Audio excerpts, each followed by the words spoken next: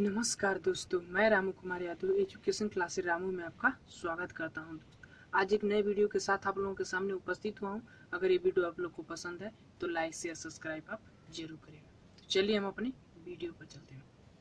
देखिए दोस्त, इससे पहले मैं जो जीवन कौशल है सुपर टेट का एक महत्वपूर्ण विषय, उसमें जो जीवन कौशल है उससे संबंधित मैं पहला अध्याय व्यवसायिक आचरण नीति को पढ़ा रहा था।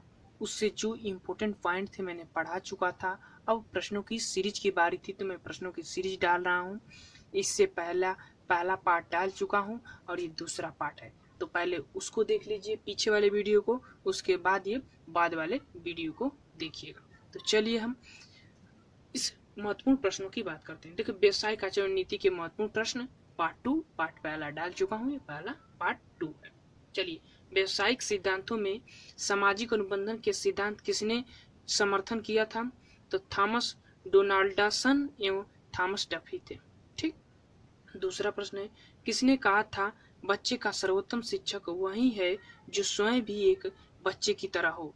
तो यह मेंकन नामक वैज्ञानिक हैं जिन्होंने ये बात कही थी।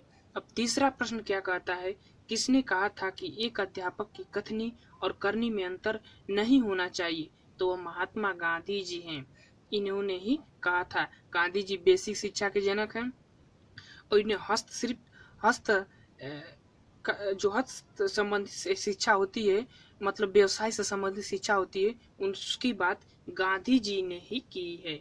ठीक, ये चीज याद रखिएगा। अब अगला हम चौथे प्रश्न पर चलते हैं। चौथा प्रश्न क्या कहता है, चलिए। चौथा प्रश्न है, जब कोई कुछ सीखता है और वह सीखे गए का प्रयोग करता है तो उसे क्या कहते हैं, कहलाता है? तो वो आत्मसात कहलाता है। आत्मसात का मतलब होता है कि जब आप सीख कर उसका खुद प्रयोग करते हैं तो वो आत्मसात के अंतर्गत आता है। ठीक। पांचवा प्रश्न क्या है, डॉक्टर हुकुम चांद राजपाल के अनुसार मानव मूल्य के प्रकार, तो ये 5 प्रकार के होते हैं। कौन कौन से? तो मानव मूल्य कौन कौन से होते हैं? तो पहला है सामाजिक, भौतिक, मानसिक, मनोवैज्ञानिक और आध्यात्मिक। ये 5 मूल्य हैं जो मानव मूल्य के अंतर्गत आते हैं। प्रश्न नंबर 6 पर चलते हैं। प्रश्न नंबर 6 क्या कहता है, पढ़ते समय सिग्निफिकेशन होता क्या है? बहुत महत्वपूर्ण प्रश्न है व्यवसायिक आचरण नीति का, तो इसको आप जरूर याद रखिएगा। इसके घटक शब्दों के अर्थ, जो शब्द होते हैं उसके अर्थ को एक साथ रखकर एक वाक्य को समझाता है। मतलब जो शब्द होते हैं उसके अर्थों को जोड़कर और जो वाक्य होता है उसके एक वाक्य के मतलब जितने भी अर्थ एक वाक्य के निकलते हैं उसको ये समझाता है, सिग्निफिकेशन कहलाता है। ठीक। 7वां प्रश्न क्या होता है, व्यावसायिक नैतिकता का संबंध मुख्य रूप से उन व्यावसायिक लक्षणों एवं तकनीकों से है जिसमें मानवीय उद्देश्यों की पूर्ति करता है। यह किसका कथन है? तो गैरेट नामक वैज्ञानिक है, उनका कथन। 8वां प्रश्न पे चलते हैं। 8वां प्रश्न क्या कहता है, किस मनोवैज्ञानिक ने व्यावसायिक नैतिकता का विरोध किया था? तो मिल्टन फ्रीडमैन नामक वैज्ञानिक हैं जिन्होंने व्यावसायिक नैतिकता का विरोध किया था। 9वां प्रश्न है, मानव जीवन का आधार क्या है? तो व्यवसाय है। ठीक। अब 10वां प्रश्न है, CSR का पूरा नाम क्या है या पूरा रूप क्या है?